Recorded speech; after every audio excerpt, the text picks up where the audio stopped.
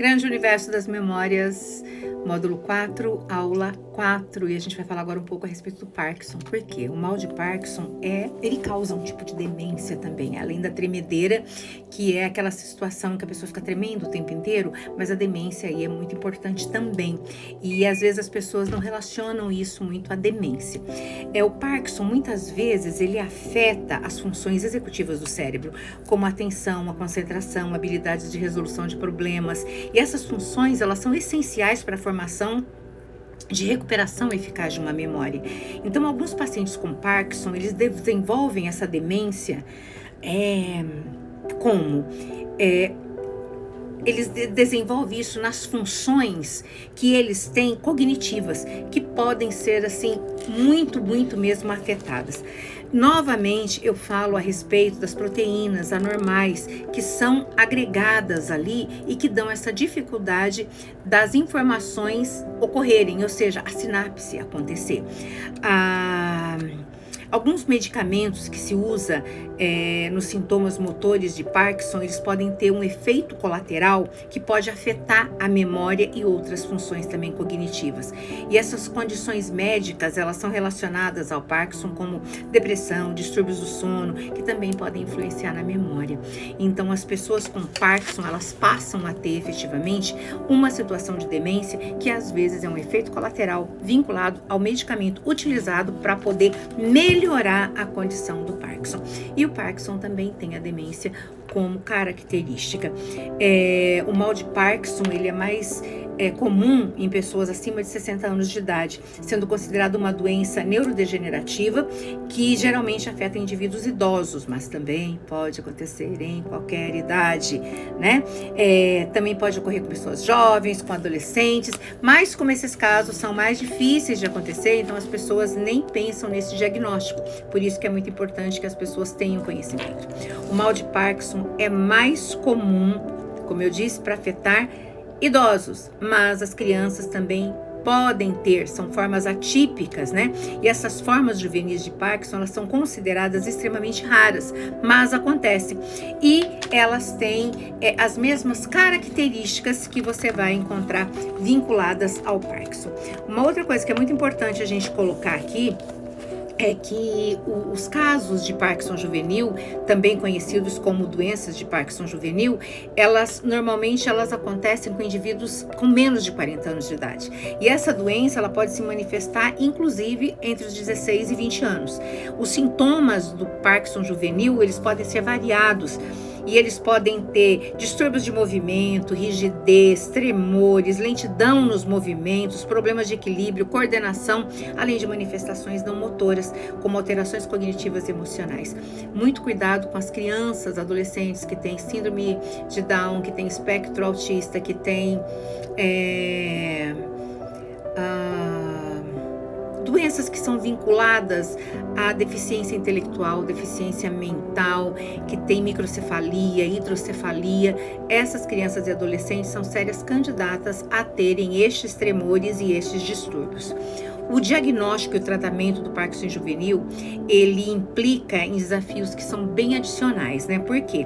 Porque é importante ressaltar que o tratamento é muito parecido, mas como você está lidando com pessoas mais jovens, os médicos, por terem poucos casos, mas existirem, eles têm mais dificuldade em compreender e encontrar uma forma de ajudar no início.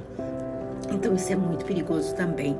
Ela é uma doença crônica, muito crônica, que afeta principalmente o sistema motor. As áreas do cérebro afetada inclui principalmente o corpo estriado e a substância negra.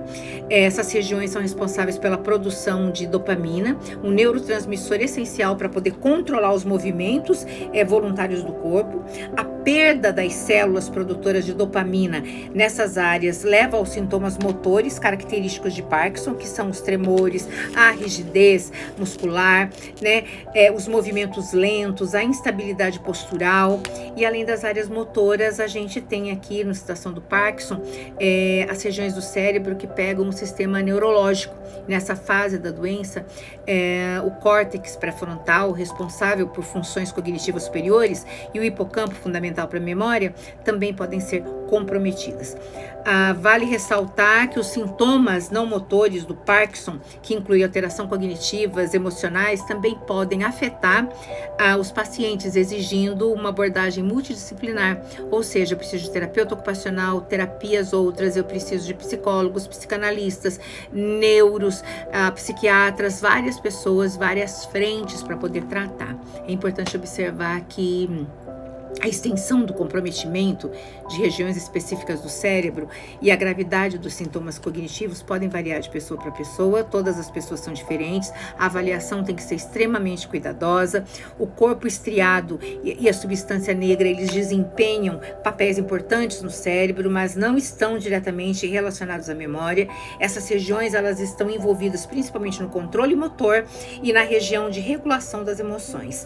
Então, essa é uma breve, eu vou fazer aqui uma breve descrição a respeito disso. O corpo estriado, ele é uma parte do sistema límbico do cérebro. Aqui eu tô colocando do livro que eu escrevi, O Grande Universo das Memórias, tá? Que desempenha um papel essencial no controle do movimento voluntário. Ele recebe informações do córtex cerebral e está envolvido na coordenação e execução de movimentos suaves e precisos.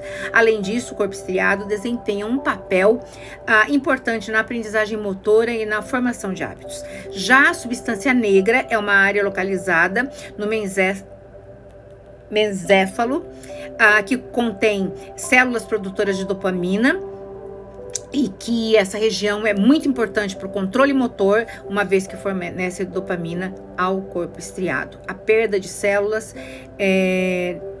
na substância negra está associada à doença de Parkinson, ao mal de Parkinson e aos sistemas motores característicos como tremor, rigidez muscular e movimentos lentos, enquanto o corpo estriado e a substância negra estão diretamente responsáveis não são responsáveis diretamente pela memória, outras regiões do cérebro, como o hipocampo, o córtex pré-frontal, são fundamentais para a função e formação e recuperação da memória. O hipocampo é especialmente importante na formação de memórias de longo prazo e na navegação espacial, enquanto o córtex pré-frontal, ele está envolvido em funções cognitivas superiores, como planejamento, controle inibitório e atenção. Em resumo, embora o corpo estriado e a substância negra desempenhem funções essenciais no controle motor e na regulação emocional, outras regiões do cérebro são responsáveis pela memória e pela cognição. Então, o mal de Parkinson é uma doença neurodegenerativa que ataca o sistema motor e também impactos diferentes, mas importantes, como a memória.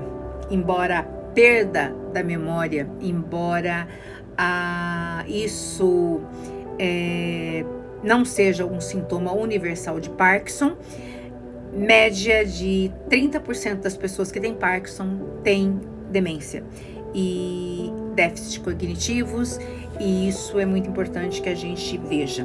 Pacientes com Parkinson podem ter dificuldades de reter e manipular informações breves em curto espaço de tempo, afetando a memória de trabalho. Isso pode tornar várias tarefas, como seguir instruções complexas ou lembrar-se de informações recentes, mais desafiadoras. A memória episódica está relacionada à capacidade de recordar eventos, e isso também faz com que o Parkinson esteja ali. No Parkinson vou ter também isso. A memória declarativa também é afetada, porque ela se refere à situação de recordar de fatos e informações. Então, a memória prospectiva também, ela pode ser afetada, porque ela não consegue lembrar de fazer coisas no futuro, enquanto a memória declarativa é aquela situação de eu ver rostos, detalhes de forma precisa, a memória prospectiva, ela diz respeito à capacidade da gente lembrar de coisas que a gente tem que fazer e compromissos. Então é muito importante que a gente se lembre disso. E o manejo disso tudo nas memórias, no Parkinson, pode envolver estratégias de reabilitação cognitivas, intervenções terapêuticas e medicamentos específicos. Mas esses medicamentos têm muito efeito colateral, e aí a gente tem que tomar muito cuidado e verificar não só a dosagem, mas tipos de medicamentos que causem o menor efeito colateral possível para que a pessoa possa se regenerar. Lembro novamente, a cura, ela não se dá pelo medicamento, a cura se dá por uma mudança de pensamento, e isso só a terapia consegue fazer pelas pessoas. E isso é muito importante. O universo é mental e a gente é mente.